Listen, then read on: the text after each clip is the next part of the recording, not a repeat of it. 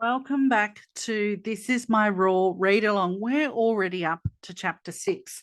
This one's called Sitting with the Feels. This was a big one to write.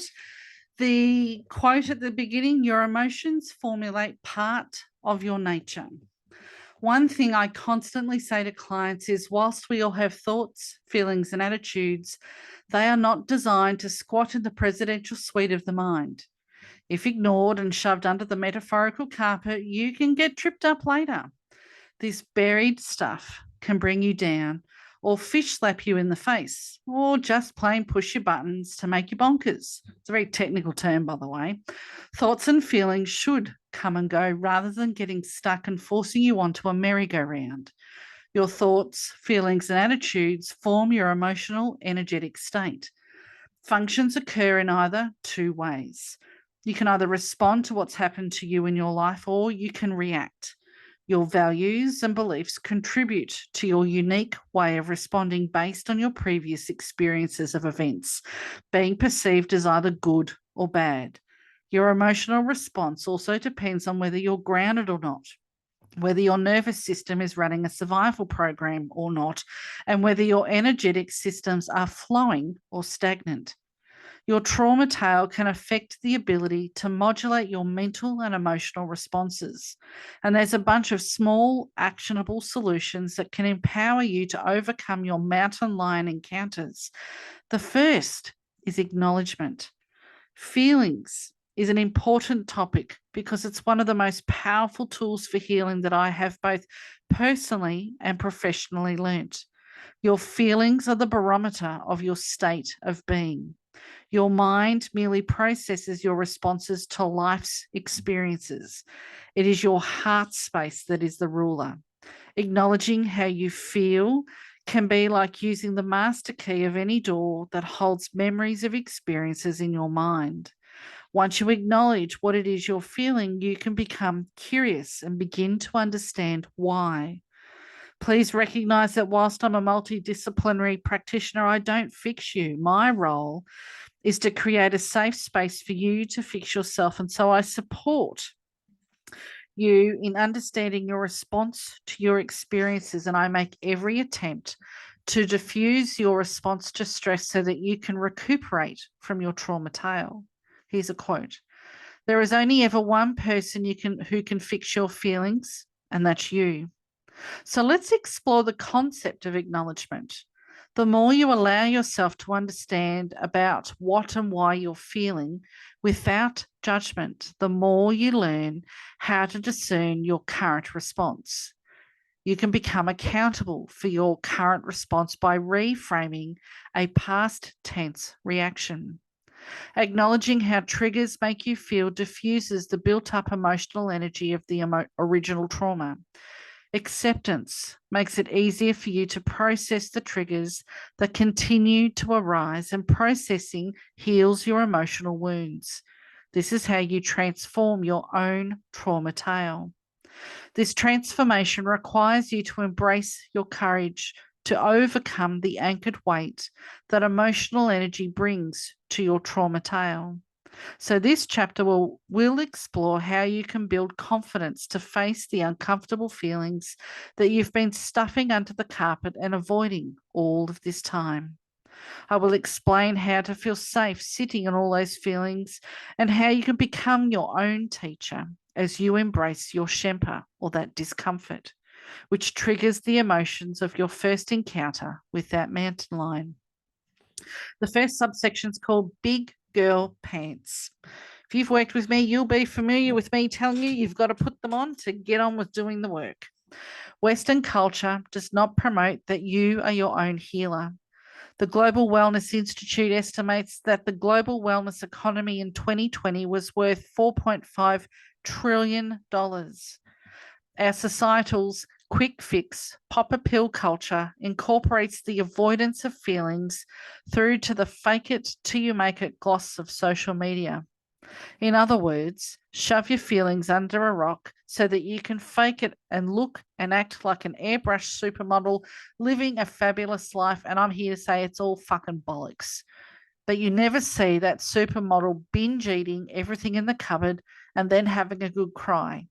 You rarely see the pictures of sadness, tears, or the ugly side of themselves. You see pictures of someone flogging themselves at the gym, but you don't see the day after pictures when they're so sore they can't even wipe their own backside after taking a crap. Currently, society promotes seeking an external validation of your health and well-being through polished marketing of the magical quick fix. Whatever happened to measuring your own barometer by asking yourself, so how are you today? In her TED talk, How to Stop Screwing Yourself Over, Mel Robbins encourages her audience to ditch the automated response of, I'm fine, when asked how they are. And I share Mel's philosophy and routinely ask clients, when will it be time to be truthful with yourself? Mel states that when we have life-changing ideas for a reason and it's not to torture yourself, substitute the word idea for experience and the message is still the same. We all have life-changing experiences for a reason and it's not to torture yourself. Spirit doesn't dish out trauma for fun. It's so that we can learn lessons at a deep, deep level. This doesn't validate or make some experiences right or wrong. It's simply saying we learn something from them should we choose. This is demonstrated by world-renowned medical intuitive Caroline Myss, who states in her book, Anatomy of the Spirit, the 7 Stages of Power and Healing, that you've got to get the acceptance to move from the mental into the physical level of your body to feel your truth viscerally and cellularly. My take on this is simple. You need to feel your experience from your heart, as this is the organ that measures your language of how well you live your life. Your heart language should include love, joy, and gratitude. And I would add that you have experiences in your life that gift you lessons to grow and evolve. And it's a choice to reframe aspects of your life as periods of lessons being learned rather than feeling like you're attending a shit festival. Here's another quote. We all have the potential to become our own leader. My disclaimer is that you must decide you want to heal. It's that simple. It's the implementation of that decision that is challenging. Act and be the driver of your change process. And let me tell you, this takes effort, commitment, courage. Be brave enough to act, courageous enough to face all that stuff that makes you uncomfortable. Be brave enough to be consistent and continue taking steps forward to ensure progress, because those will be the days when you stumble, and guess what? That's okay. Those are the days where spirit is nudging you to pay very specific attention to something. There'll always be days through which we initially perceive as obstacles or hurdles. But by using the power of reframe, you can choose to look at these aspects of life as detailed lessons to be learned as you heal from your trauma response. It's like learning maths. You don't just jump into algebra. First, you learn to count. Then you learn times tables, followed by addition and multiplication. The method of learning life lessons is exactly the same principle. It's an evolution of applying knowledge of what brings you joy and then repeating that pattern so you bring more of it into your life. And I'm not going to lie, there are days where this hard stuff is going to feel intense. There'll be days when you will fully immerse into your healing trauma tale, when you're thick in the feelings and it feels like you've fallen into the bottom of a deep, dark hole. And this deep, dark hole is the place that you can learn to celebrate. And I choose to celebrate because I'm no longer opposing the barriers, the challenges, the hurdles, the obstacles, or the old story. I'm allowing myself to surrender fully to the experience so that I may appreciate how the lesson makes me feel, so that I can be accountable and, when required, fine-tune my behaviors, my thoughts, my attitudes, and embrace the gift of my experience, my Shempa. The Merriam-Webster Dictionary defines courage as mental or moral strength to venture, persevere, and withstand danger, fear, or difficulty.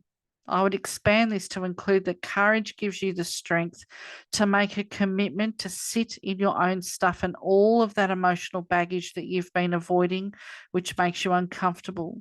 Because to connect with all of those feelings and not freeze, not run away metaphorically, i.e., run that survival program, to do that, you must first feel safe within yourself. And my wish for you is to allow yourself to experience your emotional stuff as a gift too.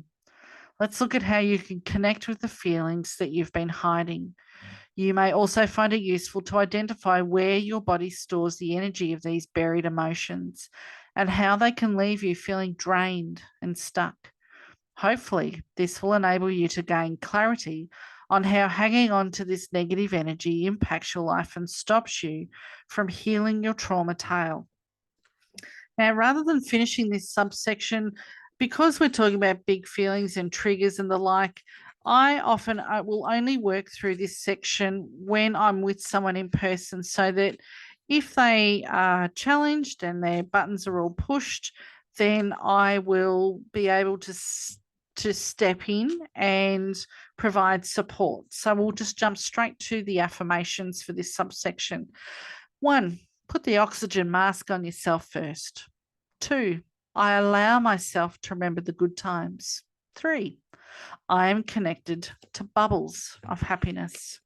And here's some journal prompts you might like.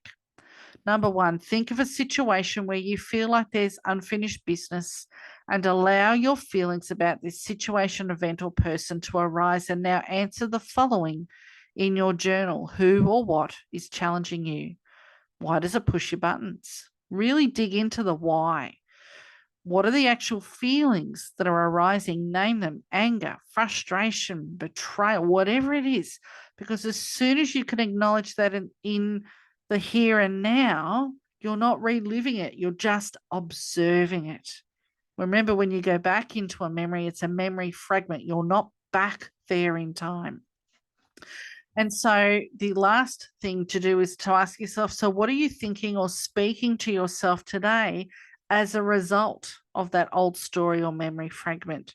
How might your life be improved if you could use the feelings to learn from the past rather than repeating that trauma pattern? Hope you've enjoyed this chapter, and I look forward to sharing the next one with you shortly.